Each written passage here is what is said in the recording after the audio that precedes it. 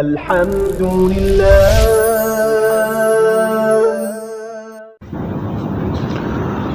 بسم الله الرحمن الرحيم الحمد لله رب العالمين والصلاة والسلام على أشرف الأنبياء والمرسلين وعلى آله وأصحابه أجمعين أما بعد فأعوذ بالله من الشيطان الرجيم بسم الله الرحمن الرحيم لا يأتيه الباطل من بين يديه ولا من خلفه تنزيل من حكيم حميد آمنت بالله صدق اللہ مولانا العظیم. قابل احترام بھائیوں اور بزرگوں،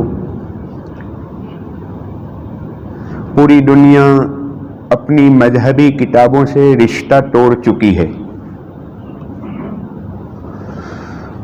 دنیا میں جتنے مذہب ہیں ان کے ماننے والے اپنے مذہبی کتابوں سے رشتہ ناتا اور تعلق کو توڑ چکی ہے.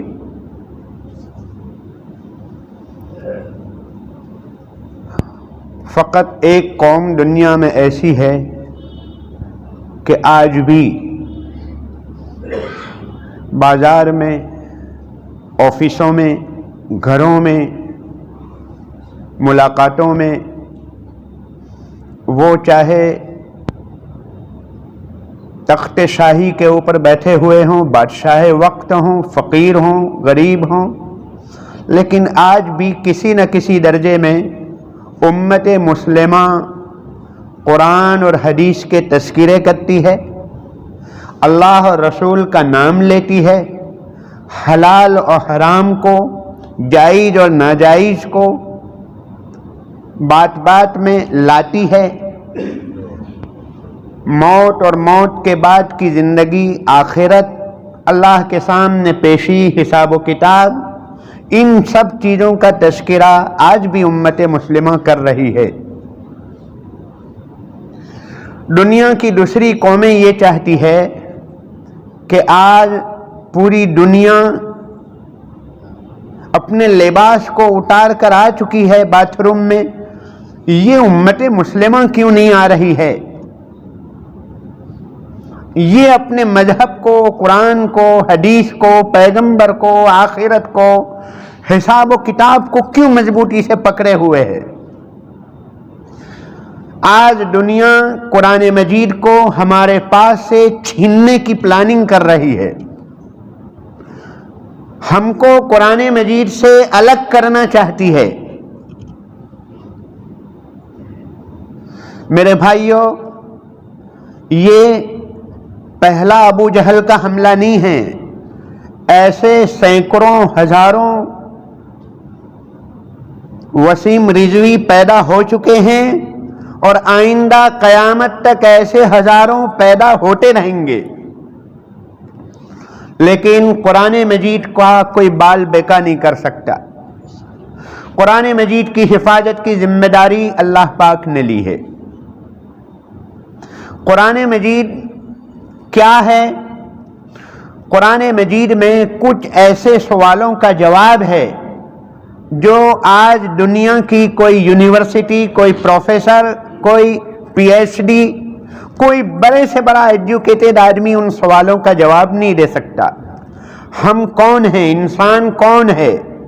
کہاں سے آئے ہیں؟ ہمیں کہاں جانا ہے؟ ہماری منزل مقصود کیا ہے؟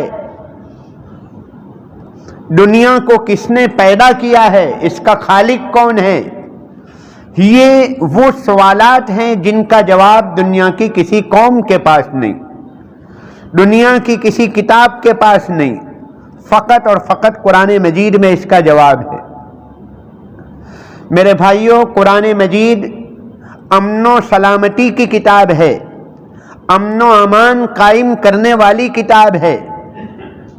یہ بہت سوچی سمجھی اسکیم اور پلاننگ کے ساتھ دنیا کو دھوکہ دیا جا رہا ہے کہ قرآن مجید کے اندر 26 آیتیں ایسی ہے جو آتنکواد کو بڑھاوا دیتی ہے. دنیا میں قتل و قتال، مار دھار، جنگ و جدال اس کو بڑھانے والی ہے. یہ دنیا کو دھوکہ دیا جا رہا ہے، سفید جھوٹ ہے۔ 2002 میں وشو ہندو پریشد کی جانب سے ایک ایسی پیٹیشن فائل کی گئی تھی، کورٹ نے اس کو ریجیکٹ کر دیا تھا کہ قرآن مجید کی 26 آیتوں کو ہٹاؤ، جس میں جہاد اور قتال کی آیتیں ہیں اس کو ہٹانے کی پیٹیشن 2002 میں بھی فائل کی گئی تھی۔ 1985 میں چاندمل چوپڑا کی طرف سے بھی ایسی ہی فائل، ایک ایسی ہی پیٹیشن اور ایسا ہی مقدمہ کورٹ میں آیا تھا، اس وقت کی کورٹ نے اس کو بھی ریجیکٹ کر دیا تھا۔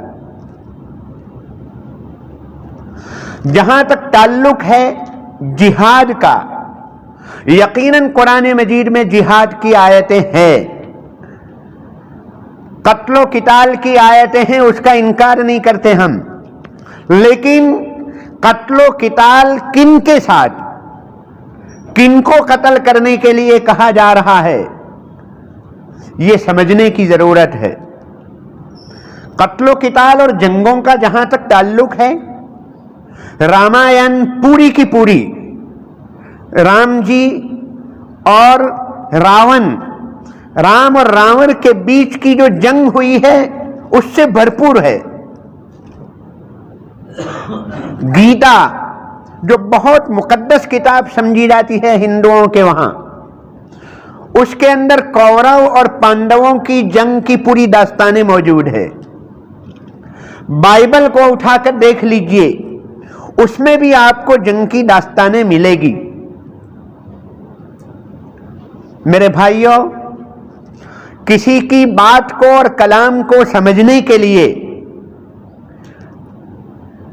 اس کی بھاشا اور اس کی لینگویج کو سمجھنا ضروری ہے۔ آپ کی لینگویج انگلش ہے، میں انگلش اگر نہیں جانتا تو پھر میں آپ کی بات نہیں سمجھ پاؤں گا۔ پہلی شرط یہ ہے، کسی چیز کو سمجھنے کے لیے اس کی لینگویج کا سمجھنا ضروری ہے، اور اتنا ہی کافی نہیں، لینگویج اس لیول کی، اگر میں انگریزی جانتا ہوں لیکن میرے پاس انگریزی کا وہ لیول نہیں ہے جو میرے سامنے والے کا ہے، تو پھر یہ آدمی اس کی بات نہیں سمجھ پائے گا۔ وکیلوں کی ایک ٹریڈیشنل لینگویج ہوا کرتی ہے، ان کی ایک خاص بھاشا ہوتی ہے، وکیل سمجھتے ہیں لیکن ڈاکٹر نہیں سمجھ پاتے۔ ڈاکٹروں کی اصطلاحات ہوتی ہے، ایک خاص لینگویج ہوتی ہے، وہ لینگویج کو ڈاکٹر ہی سمجھ سکتے ہیں۔ وکیل چاہے لاکھ انگریزی جانتے ہوں لیکن وہ ڈاکٹروں کی وہ لینگویج کو نہیں سمجھ پاتے۔ بھاشا کی یہ لیول دونوں کا ایک ہونا ضروری ہے۔ نمبر 2، کسی کلام کو سمجھنے کے لیے اس کا بیک گراؤنڈ، یعنی یہ بات اور یہ آیت کس موقع پر کہی گئی، اس کی پورو بھومکا کیا ہے، یہ آیت کس موقع کے لیے اتری ہے۔ جب تک آپ کسی کلام کی پورو بھومکا کو، بیک گراؤنڈ کو، جس کو اہل علم شان نزول کہتے ہیں، شان نزول کو نہیں سمجھیں گے، بیک گراؤنڈ کو نہیں سمجھیں گے تو وہ آیت آپ نہیں سمجھ سکتے، دھوکہ کھا جائیں گے۔ بہت سی ایسی مثالیں ہیں۔ بالا کوٹ سرجیکل اسٹرائک ہوئی، ہماری اور پڑوسی ملک کے ساتھ ایک جنگ ہوئی، اس موقع پر ہمارے پی ایم نے یہ کہا تھا کہ ہمارا سدھانت یہ ہے کہ ہم گھروں میں گھس کر مارا کرتے ہیں۔ یہ ایک خاص لڑائی کے موقع پر کہا تھا۔ اب اگر کوئی آدمی یہ سینٹنس کو عام دنوں میں اگر اس کو فٹ کرنا چاہے تو یہ غلط بات ہوگی۔ ایک ہوتے ہیں عام حالات اور ایک ہوتی ہے جنگی حالت، war time, war zone. War zone, war time میں کہی ہوئی بات سامانیہ حالات میں، نارمل حالات میں اگر آپ فٹ کرنے جائیں گے تو غلطی ہو جائے گی، یہ بے انصافی ہوگی۔ ان کو سب سے زیادہ سوال ہے ہمارے 10ویں پارے کی سورہ توبہ کی शुरू की 5 आयतों को लेकर इनको सवाल है कि इसमें जिहाद और कत्लो क़िताल का तज़किरा है। मैं आपको उसका बैकग्राउंड बतलाऊं। ये जो आयत नाजिल हुई है, जनाब नबी पाक सल्लल्लाहु अलैहि वसल्लम और हजरात सहाबा इनको वतन छोड़ने पर मजबूर किया, मदीना चले आए।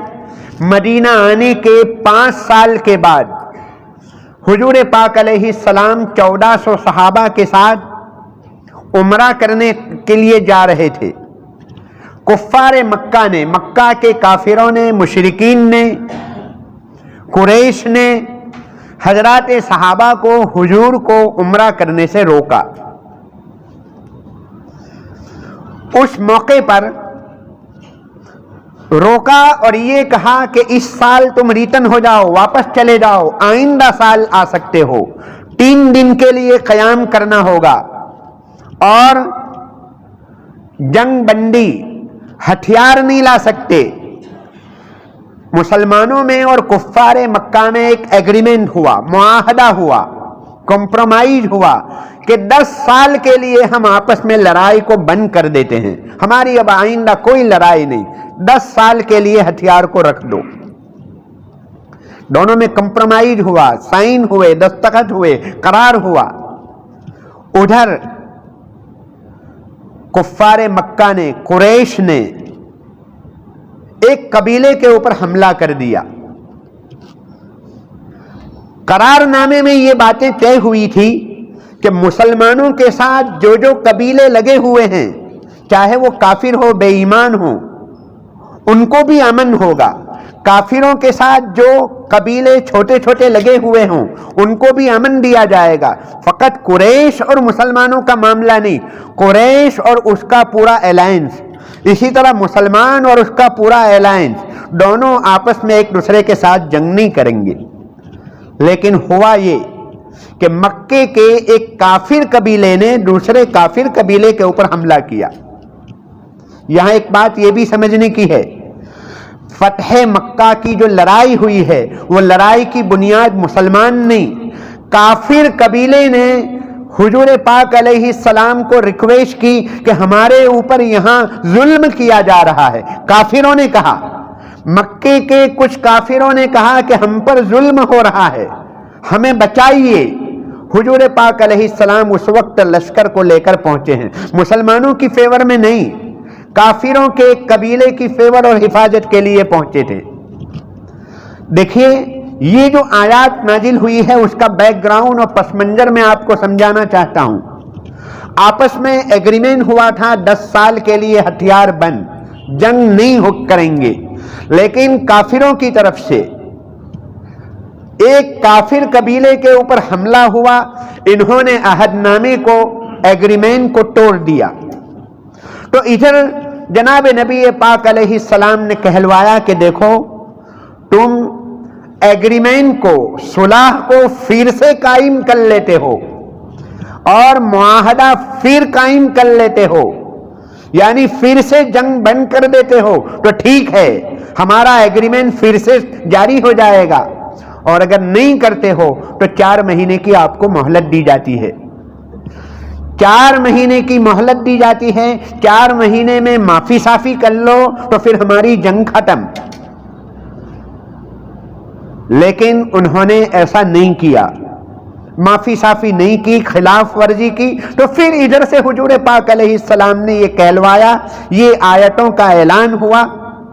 एक दूसरी बात, ये जो कुफ्फार, मुशरिकीन या जिन जिन लोगों की तरफ से सवालात होते हैं, वो सूरह बरात और तौबा की पहली 5 आयतों को पेश करते हैं कि इसमें मारधार का तज़किरा है।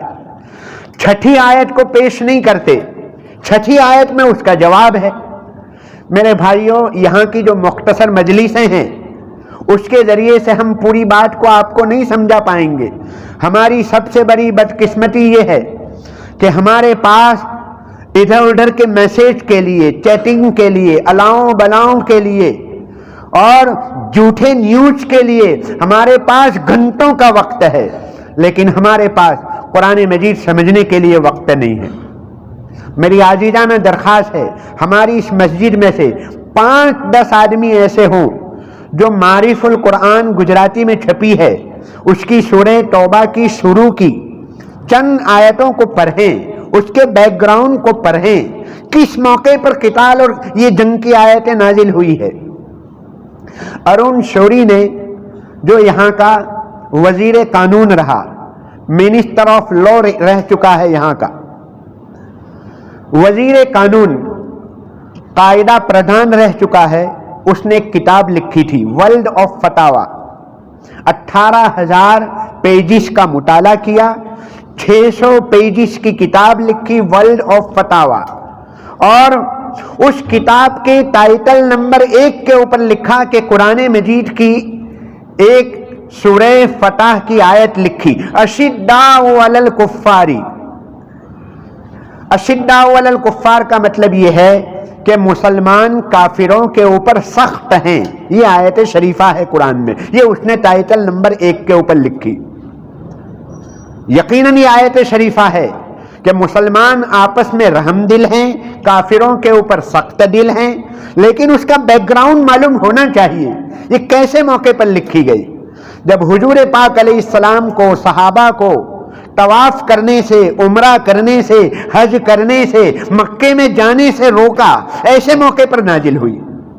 آج اگر ہندوؤں کو کوئی بنارس اور کاشی میں جانے سے روکے تو ہندوؤں کو ناراضگی ہوگی، ظاہری بات ہے۔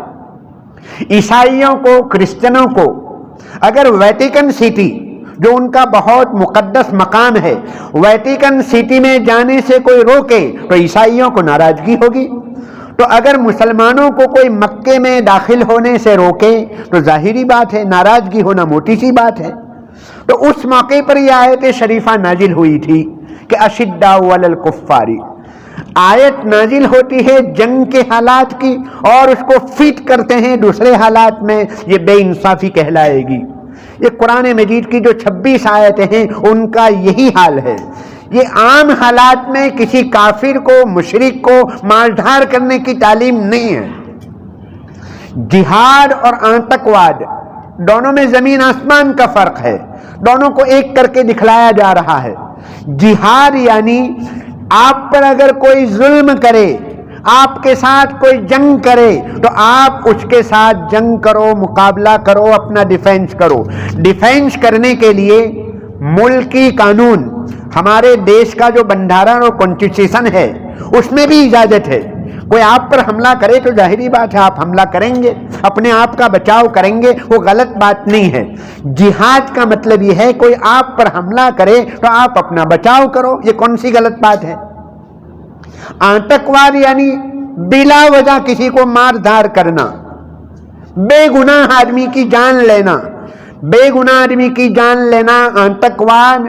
اس کو پوری دنیا کے مفتیان کرام کا متفقہ ایک مت کے ساتھ فتویٰ ہے کہ یہ حرام ہے، ناجائز ہے۔ بے گناہ کو مارنے کی تعلیم شریعت نہیں دے رہی ہے۔ میرے بھائیوں 1400 سال کی تاریخ ہے، اگر قرآن میں بے گناہوں کو مارنے کی تعلیم دی جاتی تو یہ دنیا کی قومیں اسلام سے قریب نہ ہوتی۔ کیسے کیسے لوگ اسلام سے قریب ہو رہے ہیں، پوری دنیا کا کریم جمع ہو رہا ہے۔ تو میرے بھائیوں، میں اپنے نوجوان بھائیوں سے خاص طور پر عاجزانہ درخواست کروں گا کہ دنیا کی وہ قومیں، دنیا کے وہ لوگ اپنا فریضہ ادا کرتے رہیں، لیکن ہمارا فریضہ کیا ہے؟ ہمیں قرآن مجید کو سمجھنے کی ضرورت ہے۔ یہاں درس قرآن ہوتا ہے، اس میں شرکت کرنے کی ضرورت ہے۔ میڈیا کو سنیں گے تو میڈیائی ذہن بنے گا، قرآن کے دروس کو، سبق کو سنو گے تو پھر قرآن اور اسلام والا ذہن بنے گا۔ میری عزیزانہ درخواست ہے کہ وسیم رضوی کے یہ جو ویڈیوز آ رہے ہیں اس کو شیئر مت کرو، اس کو فارورڈ مت کرو، یہ تو ہیرو بنے گا وہ آدمی۔ ہمیں یوز کیا جا رہا ہے، دنیا یہ چاہتی ہے کہ اچھا ہے مسلمان ایسی چیزوں میں الجھے رہیں، نیگیٹو پوائنٹ دے کر ہمیں الجھانا چاہتے ہیں، ہمیں یوز کیا جا رہا ہے، اس کو بند کرو۔ انشاءاللہ قرآن مجید کا کوئی بال بیکا نہیں کر سکتا۔ بہت جواب ہیں سینکڑوں वॉल्यूम के वॉल्यूम हमारे पास जवाब हैं कुरान की 26 आयतों के, कुछ नहीं है अल्हम्दुलिल्लाह।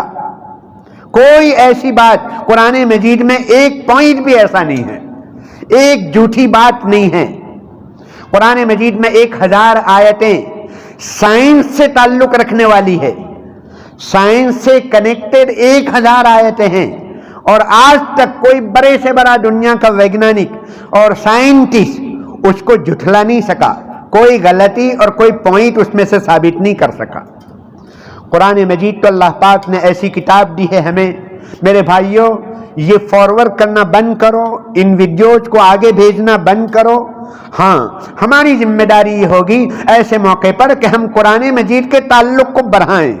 वो हमें कुरान मजीद से अलग करना चाहते हैं, हम मुकाबला इस तरीक से करें, कुरान मजीद के ताल्लुक को बढ़ाओ, तिलावत को बढ़ाओ, तफसीर पढ़ना और उसका मुताला करने को बढ़ाओ। मेरे भाइयों, कुरान मजीद और इस्लाम को जो कामयाबियां मिली है 1919 में फिनलैंड और अमेरिका के अंदर शराब के ऊपर पाबंदी और बैन लगा था, लेकिन नाकामी हुई, फेल हुए, और 1933 में 1933 में कानून वापस लेना पड़ा अमेरिका को, लेकिन फकत इस्लाम को कामयाबी मिली। मार्क केलर एक बहुत बड़ा प्रोफेसर है, उसने कबूल किया कि शराब के ऊपर पाबंदी लगाने में फकत कुरान मजीद को और इस्लाम को कामयाबी मिली है।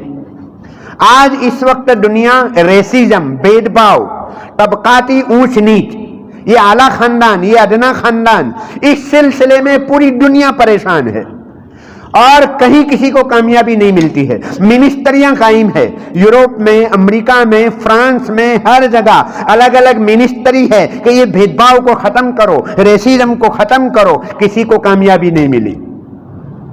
सरस्वती दयानंद जी जो बहुत बड़े मुफक्किर हिंदुओं के कहे जाते हैं, उनकी एक किताब है लेटर नाम की, उसमें उन्होंने लिखा कि भेदभाव को खत्म करने में इस्लाम को कामयाबी मिली, कुरान मजीद को कामयाबी मिली कि काले कलोटे हबशी बिलाल रजी अल्लाह ताला अन्हु को हजरत उमर फारूक जो कुरैशी और बहुत आला खानदान के थे, वो कहते थे कि बिलाल सैयदुना, बिलाल हमारे सर हैं, हमारे सरदार हैं। ये कामयाबी मिली। क्यों, क्या वजह है मेरे भाइयों? एक होता है कानून और एक होता है अकीदा। कानून को मनवाना पड़ता है, कानून को थोपा जाता है, और अकीदा जो होता है, अकीदा आदमी खुद ही मानता है। अकीदे को आदमी अपनी जाती जरूरत समझता है कि मेरा उसमें नफा है, अगर मैं नहीं करूंगा तो मेरा नुकसान होगा। मास्क पहनना, ये आदमी अपनी जाती जरूरत समझता है तो पहनता है। जो लोग ये समझते हैं कि ये हुकूमत का कानून है तो वो नहीं पहनते, जो कानून समझते हैं वो नहीं पहनते, और जो अपनी जाती जरूरत समझते हैं तो पहनते हैं। तो जाती जरूरत अलग चीज है, कानून अलग चीज है। इस्लाम खुश्क कानून को नहीं थोपता, इस्लाम अकीदे के तौर पर पेश करता है कि शराब में ये नुकसान है, तबकाती ऊंच नीच करोगे तो उसमें ये नुकसान है। तो इस्लाम को एक सपोर्ट मिल जाता है अकीदे का, कानून के साथ अकीदा मिलकर उसमें एक ताकत आ जाती है, इसलिए इस्लाम को कामयाबी मिलती है। मेरे भाइयों, ये कुरान मजीद के ताल्लुक को बढ़ाएं, तिलावत को बढ़ाएं, उसका तर्जमा, उसकी तफसीर, मारिफुल कुरान खरीदी जाए, हमारी इस मस्जिद में रखी जाए। और इसी तरह मौलाना इकबाल साहब तंकारवी दारुल मतली वाला के मोहतमीम साहब, उनकी भी किताब है पवित्र कुरान, सारांश पवित्र कुरान, उसका मुताला करें, थोड़ा वक्त फारिग करें। वरना मेरे भाइयों, कुरान मजीद जो हमारी मुंडी और कैपिटल है, हमारा सर्टिफिकेट है, दुनिया हमारे पास से उसको छीनने की प्लानिंग कर रही है। अब नॉर्मल जमाना नहीं रहा है, अब गफलत के साथ हम नहीं जी सकते। अगर हमारी नस्लों को ईमान के ऊपर बाकी रखना है तो मेरे भाइयों थोड़ी सी कुर्बानी देनी पड़ेगी। हर नमाज के बाद हमारी इस मस्जिद में 4-5 मुसल्ली ऐसे होने चाहिए जो कुरान मजीद की तिलावत करते हों, एक आध मुसल्ली ऐसा होना चाहिए जो कुरान मजीद की तफसीर पढ़ रहा हो। अल्लाह तबारक ताला हम सब के ईमान की हिफाजत फरमाएं, हमारी नस्लों में ईमान को कायम दायम रखें, और दुनिया की ये दूसरी जो कौमें हैं, कम्युनिटीज है, उन तक ये अमानत ہمیں پہنچانے کے لیے سبب کے طور پر، ذریعے کے طور پر اللہ پاک ہمیں قبول فرمائیں۔ وآخر دعوانا ان الحمدللہ رب العالمین۔